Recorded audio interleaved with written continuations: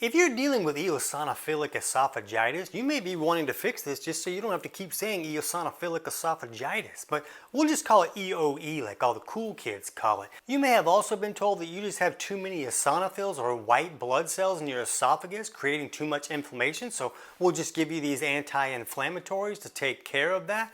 But in this video, we're going to talk about 5 underlying causes that your doctor may have missed, and we're also going to talk about steps you can take to improve these scenarios. And Annette asked me to cover this topic, but over on our video for Break the SIBO Cycle for Good, Bruce also said that I have too many eosinophils. It's causing my esophagus to be very inflamed, which leads to a feeling of acid reflux. I've been told it could be I have a hiatal hernia, which I do have, and it's been pushed into my stomach, which won't allow the sphincter to close.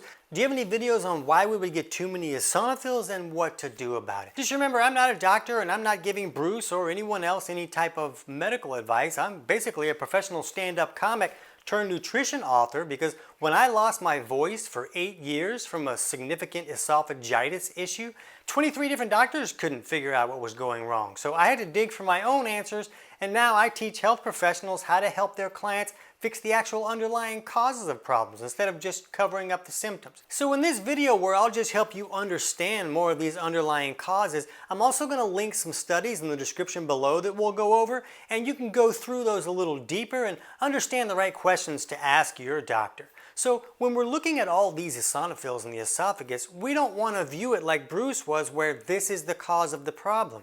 These white blood cells are just your body's immune reaction to something going wrong. It's not the actual cause of the problem. We want to look at what's creating this body saying, hey, bring all these white blood cells here to fix what's going wrong. So the first underlying cause that we want to talk about is acid reflux problems. So when we look at this study on EoE and acid reflux, they talk a lot about refluxed gastric material can stimulate the release of substances that attract these eosinophils and then compromises esophageal barrier integrity. And that allows allergens to penetrate the tissue and trigger an immune response. So when that barrier is not as strong, now other things that come into the system, like food and things that can be considered an allergen, are easier to cause trouble and make this alarm goes off that brings more eosinophils there. And this study on EoE and GERD, they talk about GERD-induced esophageal injury increases this epithelial permeability, which may facilitate antigen penetration and subsequent eosinophilic inflammation. So we want to look at, this inflammation from this acid coming back up can change the structure of those tissues, but also just the inflammation from the acid could be part of the problem. These eosinophils are not just there to get rid of invaders, they also are triggered to help the body repair tissue that has been damaged. So if reflux is creating this inflammation of these damaged tissues, that could be part of what's bringing these eosinophils to the esophagus. So this was part of the problem for me, and of course a lot of these doctors just wanted to give me a PPI and turn off the stomach acid. But when you turn off stomach acid, you haven't actually fixed the problem. Now you're still refluxing things back up, but you don't feel it because there's no acid there. Well, this stomach contains enzymes that are made to break down protein.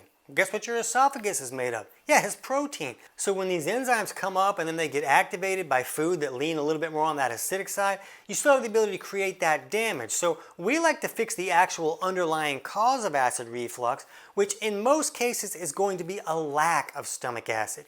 When there's not enough stomach acid to trigger that LES valve to close properly, then the small amount of acid that we do have comes back up and creates all of this damage. So we see people that increase their stomach acid by supplementing with like betaine HCl capsules, or maybe some apple cider vinegar will help that for some people. They have the ability to acidify the stomach correctly, trigger that valve to close, and then the reflux stops. I'm not going to dig too far into that in this video, but if you feel like acid reflux is an issue for you, we'll put a link in the description below for our video on why can't I get my reflux to stay away, and that'll kind of help you dig through that and understand what steps are going to be most appropriate for you. But fixing acid reflux is going to be one of the biggest factors for most people when it comes to reducing this inflammation and reducing the need for all these eosinophils to come to the esophagus. And as we go through these 5 ways to create improvement, you're going to see that not every step is going to be appropriate for every person. You know, Bruce said he had maybe a hiatal hernia. A hiatal hernia is another issue that can create acid reflux. And so he may need to go through our video on how to fix a hiatal hernia to understand steps that can create that cause of acid reflux. But the second main cause that we want to look at for this EoE, like the cool kids call it, is some type of food sensitivity issue. So the step that we like to use is an elimination diet. And in this study on elimination diets, they found that 70% of the people with EoE that used this elimination diet saw major improvements. And the main categories of foods that were being eliminated in this study were dairy, wheat, eggs, soy, nuts, and seafood. And when we look back at that first cause, and they're talking about, well, that reflux causes trouble for that barrier, and then more food antigens come in and can create more trouble. And a lot of these foods are the ones that seem to create more trouble for a wider variety of people. So when we can eliminate all these most common troubling foods, we can see, does a person's symptoms improve greatly? So we like to see people remove all of these foods, and I mean like not even a bite, for about 2 months. That's really what you want to do to see if you create improvement. And then you can put them in one at a time to see, do your symptoms come back, to really pinpoint which foods could be creating trouble for you. But a big mistake a lot of people make is they do an elimination diet without fixing the digestive malfunctions that cause those food sensitivities to come about in the first place. So if you're having any digestive symptoms at all, you really need to fix some common digestive malfunctions and then do this elimination diet to see some really great results. So if you don't know how to fix digestion, we have a totally free digestion course that helps you figure out which aspects of digestion are not working correctly. But at the end of this video, I'll also point you to our full digestive reset video so you can see which things might be going wrong for you and steps you can take to improve that. But to really see great results from an elimination diet, we really want to fix these malfunctions to allow your body to break food down the way that it should, so now the body's getting access to just these elemental nutrients instead of all these undigested food particles that have the ability to really magnify these food sensitivity issues. Step number 3 can be to fix any seasonal allergy issues. On this study on EoE and seasonal allergies, they showed that the people in this study really had their symptoms magnify, and the number of eosinophils in the esophagus really grew around the time of year when those seasonal allergies were higher. So they really found a very strong correlation for a lot of people with this. So if you're dealing with seasonal allergies, taking steps to improve that scenario could be really helpful. Now, we like to help people fix this by looking to see if they're dealing with what we call a parasympathetic imbalance, where the body's autonomic nervous system is kind of stuck in that parasympathetic rest and digest state.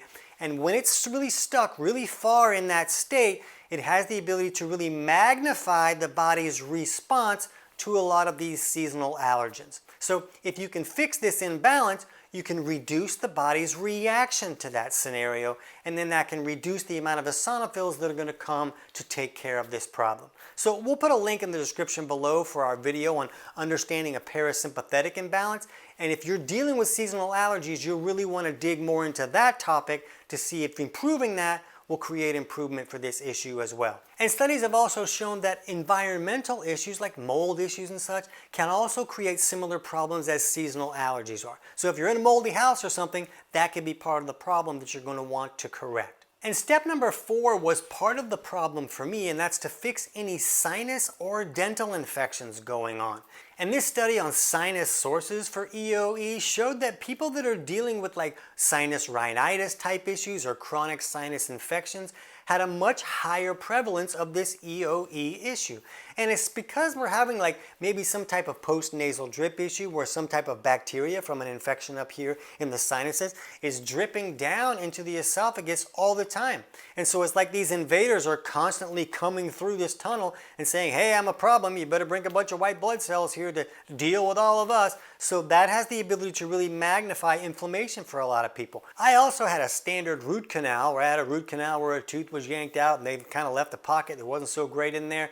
And I had an infection in that pocket in my mouth that was also feeding down into my esophagus. So if you've had some dental infections or maybe some root canals, you might need to see what's called a biological dentist that can help you look in there and see if there are actually any infections going on. A lot of standard dentists just don't understand that these pockets shouldn't have been there, so they are going to tell you, it's fine, I don't see any infection, so there's probably nothing there. A good biological dentist can get in there and help you understand if there's trouble going on that might not be on the surface. I'm going to put links to my videos on how sinus infections can create digestive issues, as well as dental issues as well, where I talk about those things that I dealt with in a little more depth and help you understand how to correct those issues if they're going on for you. There's things you can do like a sinus rinse kind of thing if you're dealing with sinus infections, but those videos will help you dig into that if that seems to be a problem for what you're dealing with.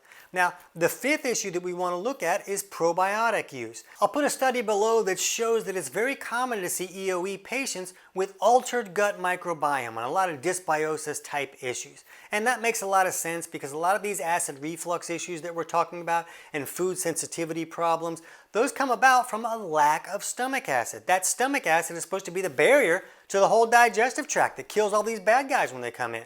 So if there's not enough stomach acid, they come in, they set up camp, they create a dysbiosis issue and create a lot of these troubles. So a good probiotic protocol can be great, but we really like to see people fix any type of digestive overgrowth that may have gotten in and fix these digestive malfunctions like low stomach acid or poor bile flow, because if you don't fix those, the bad guys will just come right back in and set up camp again. Plus, if somebody just starts using probiotics, if there's a lot of bad guys in there, it can really magnify a lot of symptoms that they're experiencing.